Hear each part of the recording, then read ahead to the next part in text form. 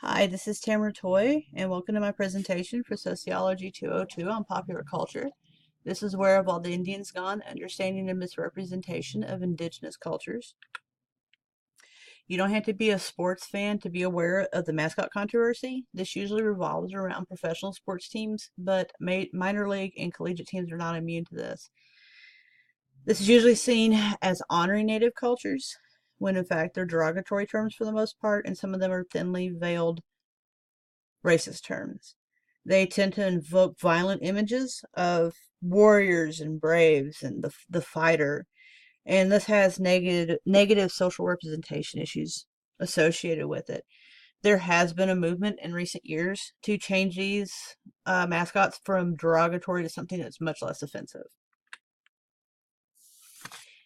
Here we have Dances with Wolves. This movie brought a lot of awareness to Native Americans and their history in this settling of the West. It was really a standout movie in the fact that most of the Native American characters were actually portrayed by Native American actors. The downside of this was it does ask the viewer to believe that all the wrongdoings to Native Americans were outweighed because Kevin Costner his character wanted to be an Indian. It does fall into the white savior stereotype in that it is essentially a movie about a white man and a white woman with the Native Americans and the Native American culture as a backdrop. As well, the popularization of this movie watered down the amount of people that wanted to learn about their culture from watching this movie with the people that just wanted to become an Indian. It still did demonize Native Americans in their portrayal of the Pawnee, and as well, it misrepresented the Lakota as this very peaceful tribe. And as with most historical movies, it does contain numerous historical inaccuracies. In 1992, Thunderheart came out, and this was a renaissance, so to speak, for Native American films. It did portray Native Americans as complex modern characters, not just the one-sided characters, support characters that we're used to seeing. It also did expose the viewers to real-life issues on a reservation concerning living conditions and social problems. It still fell into the usual stereotypes with the medicine man and spirituality, and it does fall into the same white savior trope in the fact that Val Kilmer's character is the white man on a journey with the Native American actors and culture as the backdrop.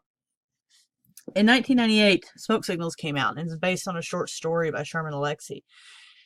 It used humor and satire to challenge the stereotypes of so many of the Native American characters. It disputes the noble savage trope. It confronts so many of the common held ideas of Native Americans and their portrayal. Not a single character in this film falls into the medicine man or the warrior, or so many of the stereotypes that we see in Native American films. And here we have the Lone Ranger and Johnny Depp's portrayal of Tonto. In Johnny Depp's character, we see all the stereotypes combined into one. He's the clown, this ridiculous character. His accent is not consistent, so it kind of lends this feeling of the falseness. And there was a lot of controversy about him being cast in this role, and his justification was that he's part Cherokee. And so here's a quote from Johnny Depp about how basically his portrayal is honoring Native Americans, but his portrayal was seen as so offensive it was far from honoring. This is that Native American portrayal and representation isn't just an issue in film. We have No Doubt and They're Looking Hot video. We have Lana Del Rey, both musicians that have appropriated Native culture and misrepresented it. The top right, we have a Victoria's Secret model that is completely appropriating Native culture for underwear, basically. And in the bottom left, something we see every October in the Here's your Indian costume, and completely appropriating an entire culture for one night of free candy. So how does this affect indigenous groups now? Most indigenous ethnic groups deal with this level of appropriation more than just about any other ethnic group. I'm not saying other ethnic groups don't deal with this on some level, but there's a different level when it comes to Native Americans.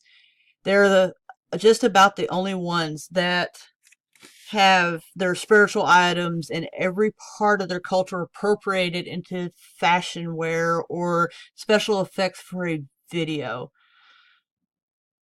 It would appear, at least, that there are certain areas of pop culture that attempt to keep Native Americans and their culture as this exotic, almost post-colonialist novelty, or just basically inspiration for fashion ideas. This regulating Native Americans as a topic instead of as an ethnic group, has lasting effects in how pop culture and indigenous actors and cultures interact. When it comes to casting, usually Native American actors or indigenous actors are cast as support roles, and they usually portray the social problems, the alcoholism, the beating your child. They're portrayed as a problem instead of the person solving it. They're not cast as lawyers and doctors and policemen and the people that are solving the problems. They are the problem. And if you have any further interest in this, I highly recommend watching Real Engine on YouTube. It was very eye-opening and, quite frankly, made me ashamed for some of the things I've watched over the years. So, to finish this up, pop culture, when it comes to Native American culture and indigenous cultures, has a tendency to appropriate instead of respect. It has this tendency to take Native American culture and just appropriate it unthinkingly. Native American cultures do much more respect, and there's a difference in appropriating it and respecting it. Thank you for your time. Hope you all have a great day.